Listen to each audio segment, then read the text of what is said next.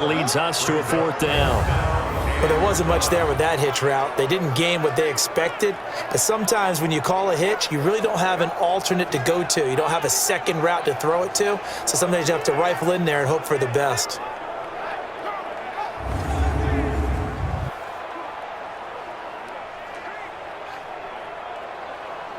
Here's Johnny Hacker now, as he'll come on to kick for a 6th time tonight. And this is away. It's a high kick, and he got all of it. And this will be out of bounds, and they spotted it at the 15-yard line. Not too bad.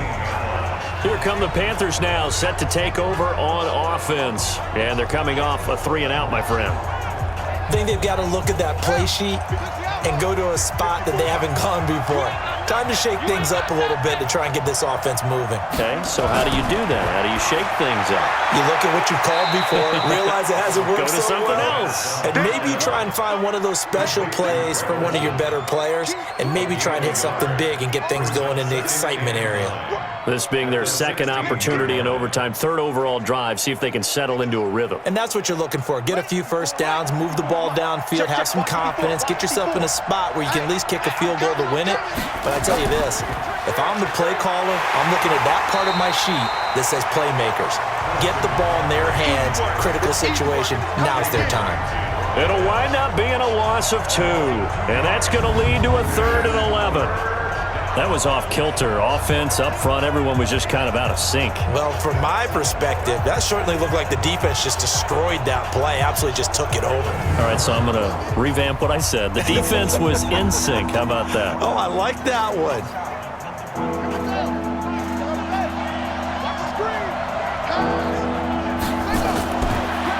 They'll set up to throw. And he finds his man, the tight end Olsen. And a pretty nice tackle there, ranging up from his free safety spot as he'll stop him about a yard short. Charles, any chance they go for it here? I think that there's a chance. They have to consider it because of the way they played offense in this game. I mean, look at the scoreboard. Look at the points that they put up. They feel confident that they can keep it going. But the risk is, and the downside is, you don't get it here, you've set up your opponent in really good field position. Here's Michael Pilardi now as he's on to punt for Carolina.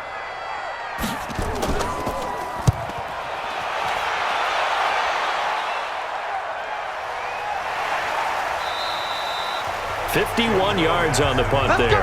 And possession will switch hands, 1st and 10. And now trotting back out with the rest of his offensive mates, the big tight end. All right, Charles Davis, what do we make of these numbers, and what's happened to the big tight end here? Well, I think a lot of times we talk so much about adjustments and what you're going to do at halftime that maybe we miss what actually goes on. Because the sense is that, oh, they go in at the half, they just change everything. That's not really true. A Super Bowl winning quarterback out of New York always used to say, you've worked all week on a game plan. There's a reason you have it. Just either play it better or make subtle tweaks to it. Otherwise, there's no sense even going into a ball game. A lot of times that's what they do. Just find a little subtle thing, one little change, and maybe it can make things a little bit better. Goff turns and gives to Gurley. And he'll get about 4 across the 30 to the 32. He was brought down by James Bradbury. That's a gain of 4. Brings up 3rd and 1. Come on, go. 180. 54. Let's go heavy. Let's go heavy. On 3rd down, they'll run it with Gurley. Give me some. I don't think Gurley got there.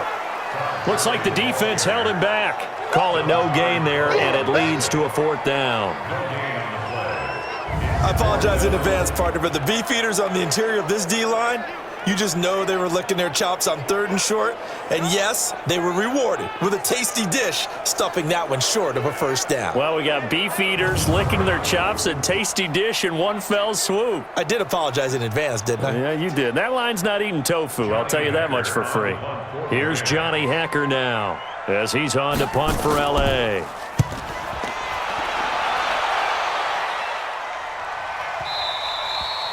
And a bit of a mistake there. This is well into the end zone for a touchback. Here's the Carolina offense as they get ready to take over here. And on the last go-around, they really couldn't get anything going. They had to punt from deep inside their own territory, which means you're going to lose the field position battle as a general rule.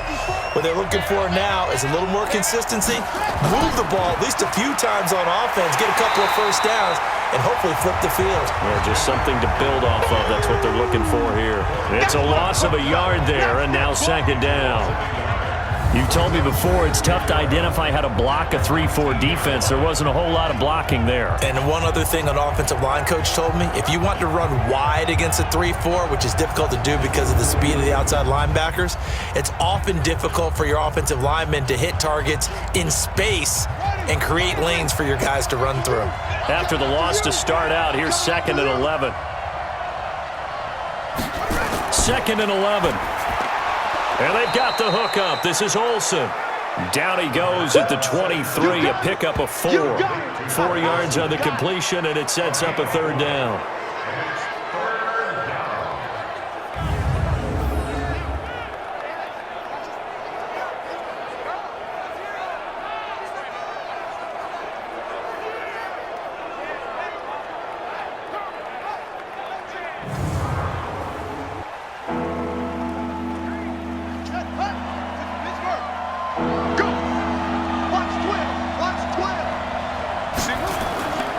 Looking to throw. Completes it to Samuel. And they're able to get this one across the 35. 13 yards, first down, Panthers. They go back to that well. He's had a great game. Defensively, they haven't been able to stop him. Same thing here in overtime. And sometimes that goes to the play caller's ego, because a lot of times you have so many different plays you want to call, but when you spot a matchup that's working for you or a player that has the hot hand, keep giving it to them. That tells me you're mature as a play caller, and it's working for them in overtime. So from the 36 now, 1st and 10. Shotgun handoff now to McCaffrey. Corey Littleton there on the tackle. Corey Littleton on the tackle. 1-yard gain. Brings up 2nd and 9 at the 37-yard line. Here's 2nd and 9, just a yard on that last run. We got 4. We got 4. From the shotgun to McCaffrey. And this winds up a pickup of 2, maybe 2.5 to about the 39. It's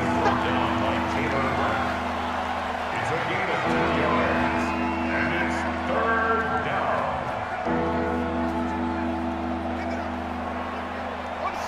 54, right there. 54 miles. He'll look to throw. And this is caught. He hits more. A nice pickup of 23 on the third down conversion. He's padding his already great numbers here in overtime. More importantly, though, moving his guys downfield. And I think that's exactly what's going through his head right now. Moving them downfield, putting them in a position to win the game. The stats, that's for the fantasy guys. I know they're enjoying that show.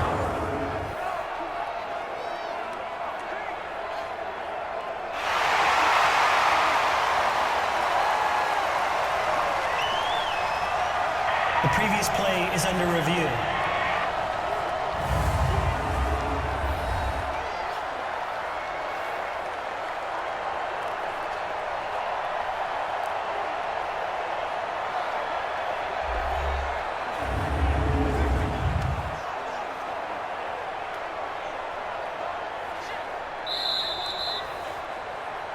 The wide receiver, the ball carrier. Again on the play. 2 times. Panthers. On first down, this is McCaffrey. And he is going to be stopped cold behind the line of scrimmage. Moving backwards on first down, never a good thing. What does that do for the mindset on second down? Well, it changes your play call, definitely, because as a play call, you're advancing yourself thinking, okay, we're going to get a gain here. Now you've got to go back in reverse, come up with something to pick up not just the yardage lost, but gain a few extra. Maybe just a slight detour on what's been a strong drive. Here's 2nd and 11. Tackles. Shut up.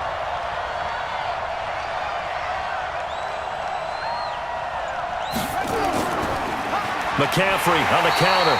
And that play going absolutely nowhere as he's belted before he could get out of the backfield. They'll wind up losing 4 yards on the play. And they're going to be staring at a 3rd and long here. 2 plays in a row there where the defense just annihilates the running game. Yeah, they feel pretty good about themselves right now, don't they? I can guarantee you in that huddle, man, we've got them on the run. They can't move the ball. And there's always one guy who says, hey, we might be getting set up for something. Make sure you loosen up a little bit and look for the big shot. Yeah, have to be ready here in pass protection on 3rd down. Now on 3rd and long, they'll look to throw. Over the middle, it's complete.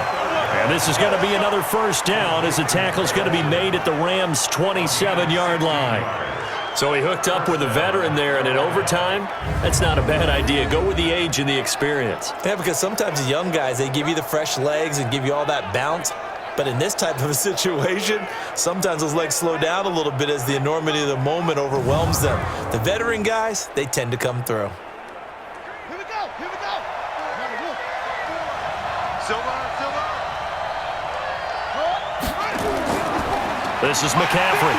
And he went nowhere. He'll lose yardage back to the 29. A loss of 2 there. 2nd down.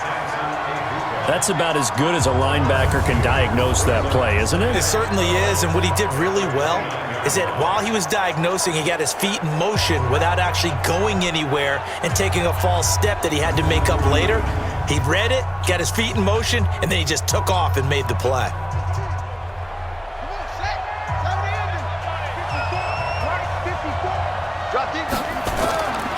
They'll run with McCaffrey, and he is met in his tracks behind the line of scrimmage.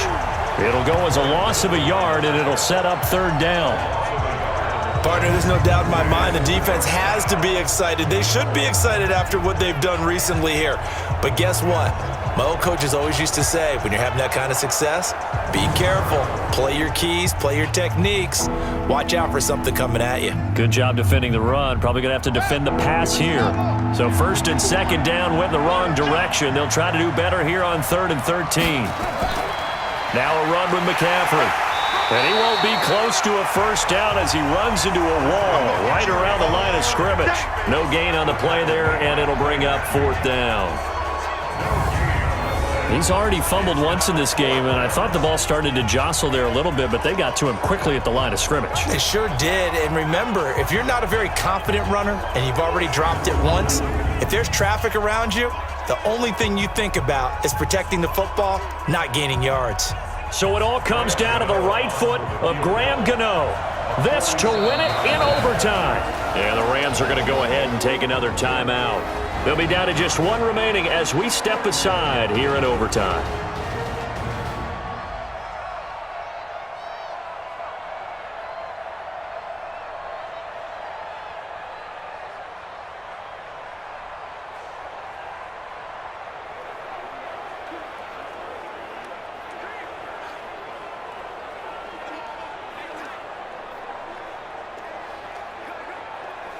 So it all comes down to the right foot of Graham Gano. This to win it in overtime. And he got it. The kick is good in overtime. He's able to split the uprights. And they have regained the lead. So yet another field goal to end a drive. That has been a very common theme. He's now hit 5 of them in this game. Yeah, Brandon, as an offense, you hate that you've had to call on your kicker so often, but you have to love the fact that time and time again, he's come through. We were just treated to an absolute dandy in this one. A great finish in overtime with a long field goal. Everybody, including us, on the edge of their seats. Quite a game. And it's rare that you get a game into overtime that it doesn't turn out to be a dandy, right? That's what we saw here. And just what you were talking about, a long field goal to win it. So definitely not a gimme. So there was tension all the way through until the ball went through the post. But it did go through the post. Ice water was in his veins. So that'll do it for us. For Charles Davis and all our crew, I'm Brandon Gaudin. You've been watching the NFL on EA Sports. With that, we say good night from Los Angeles.